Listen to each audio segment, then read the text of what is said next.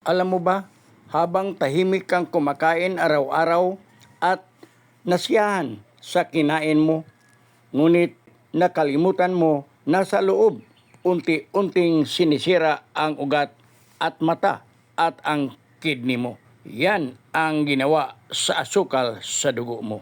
Kapag pinabayaan mo ang diabetes, hindi lang mataas ang asukal mo, tahimik sirain ang loob ng iyong katawan at mabigla ka na lang.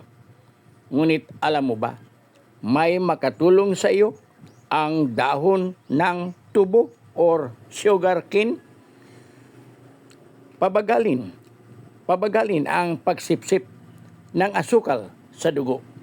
Protektahan ang iyong pancreas, suportahan ang maayos na insulin response. Paano ba ito gawin?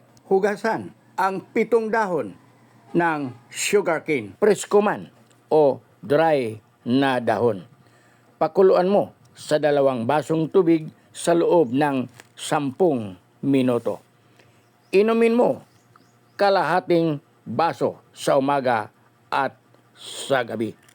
Tuloy-tuloy mo itong gawin kahit nakita mo na normal ang sugar sa iyong dugo. Kailangan mong alagaan kung gusto mong makamit mo at maproteksyonan ang iyong sarili sa mapinsalang asukal sa dugo. Hindi kita pinilit maniwala sa content ko.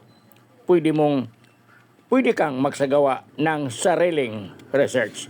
Kung totoo ba na ang dahon ng sugarcane makatulong pagpababa sa asukal sa iyong dugo. Lahat na content ko, hindi haka-haka, may basihan. Ba't alam ko? Dahil ako'y herbalist.